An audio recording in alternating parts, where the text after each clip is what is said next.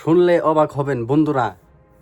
ভাবুন তো, আপনার নিজের 100 বিলিয়ন টাকা অন্য দেশে ফেসে আছে, আর সেই টাকা আপনি ব্যবহার করতে পারতেছেন না। ঠিক এই অবস্থাটাই হয়েছে ইরানের সঙ্গে। তো শুনুন আজকের আরও বড় একটি আপডেট, যা আপনারা এই স্ক্রিনের মধ্যে দেখতে পারতেছেন। ইরান বহু বছর ধরে তেল বিক্রি করে যে টাকা আয় করেছে, সেই টাকা এখন বিদেশি ব্যাংকে জমা আছে, কিন্তু আমেরিকার নিষেধাজ্ঞার কারণে ইরান সেই টাকা দেশে ফিরে আনতে পারতেছে না। ভাবতে পারছেন বন্ধুরা, এই টাকাগুলি ছড়িয়ে আছে চীন, ভারত, জাপান, ইরাক, ইউরোপ, এমনকি কাতারের মতন দেশগুলিতে।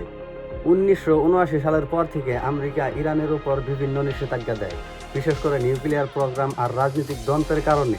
আর সেই কারণে টাকাগুলো ফ্রিজ করে রাখা হয় ইরানের। ভাবতে পারছেন বন্ধুরা, এই দোষটা যে ইরানের উপরে লাগা, কিন্তু এখন পর্যন্ত কোনো প্রমাণিত হয়নি যে ইরান নিউক্লিয়ার ওয়েপেন বানাইতেছে। কিন্তু আমেরিকা এবং ইসরায়েল ওদের উপরে সন্ধি করে অ্যাটাক করে দেয়। ভাবতে পারছেন বন্ধুরা, এই কথাটা কিন্তু সারা বিশ্ববাসী জানে। এখন ইরান বলছে এই টাকা ফেরত না দিলে কোনো চুক্তি সম্ভব না।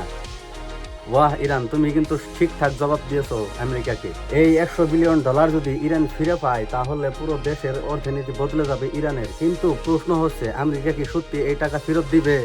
তাহলে আরো শুনুন বন্ধুরা, ধ্যান দিয়ে শুনুন। বন্ধুরা, আপনারা স্ক্রিনের মধ্যে দেখতে পাচ্ছেন ডোনাল্ড ট্রাম্প দাবি করেছে শান্তি আলোচনার কথা বলেছে আমেরিকা, কিন্তু বাস্তবে কি সত্যি কথা বলতে বসেছে লেবানন আর ইসরায়েল? তাহলে আরো শুনুন।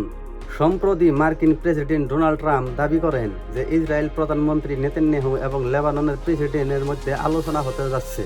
কিন্তু ঠিক তারপরে লেবাননের প্রেসিডেন্ট জোসেফ আউন জানিয়ে দেন তিনি এখন নেতানিয়াহুর সাথে কথা বলতে রাজি নন।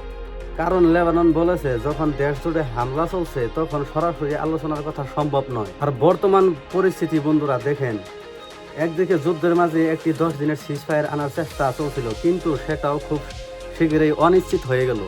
ভাবুন তো বন্ধুরা, কোটি কোটি ডলারের আমেরিকান যুদ্ধ বিমান, আর সেটাকে নামিয়ে দিছে একজন সৈনিক কাঁধে থাকা একটি ছোট মিসাইল দিয়ে, যা আপনারা স্ক্রিনের মধ্যে দেখতে পাচ্ছেন বন্ধুরা। ধ্যান দিয়ে শুনুন। এই মিসাইলগুলোর নাম ম্যান প্যাচ, মানে একজন মানুষ এটাকে বহন করে চালাতে পারে। এইগুলো এতটাই বিপজ্জনক যে ইতিমধ্যে আমেরিকার F-15 এবং A-10 যুদ্ধ বিমান ক্ষতিগ্রস্ত হয়েছে। ওয়াহ ইরান, ওয়াহ সাব্বাস।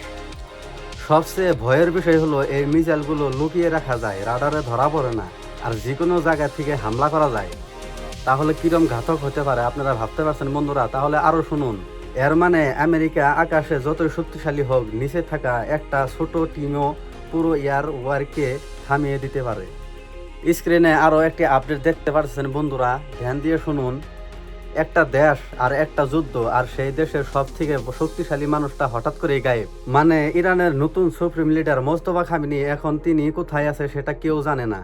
তিনি কোনো ভাষণ দিচ্ছে না, কোনো ভিডিওতে আসছে না, শুধু লিখিত বার্তা প্রকাশ হচ্ছে। রিপোর্ট বলেছে তিনি যুদ্ধের সময় আহত হয়েছে, তাই হয়তো তিনি জনসক্ষমে আসছে না। কিন্তু বড় প্রশ্ন হচ্ছে, তাহলে এখন ইরানকে কে চালাচ্ছে? কারণ কঠোর এই সময়ে আমেরিকার সাথে গুরুত্বপূর্ণ আলোচনা চলছে। একদিকে শান্তি আলোচনা, অন্যদিকে যুদ্ধের হুমকি। বিশ্ব এখন দাঁড়িয়ে আছে দুইয়ের মাঝখানে। আমেরিকার ডোনাল্ড ট্রাম্প সরাসরি বলেছে, যদি শান্তি আলোচনা ইরানের সঙ্গে ডিল না হয়, তাহলে আবারও শুরু হবে হামলা। তাহলে বিশ্ব এখন কোন দিকে যাচ্ছে বন্ধুরা? আপনাদের মতামত কমেন্ট বক্সে জানিয়ে যান। পরবর্তী আপডেট পাইতে আমার এই পেজটিকে ফলো করুন।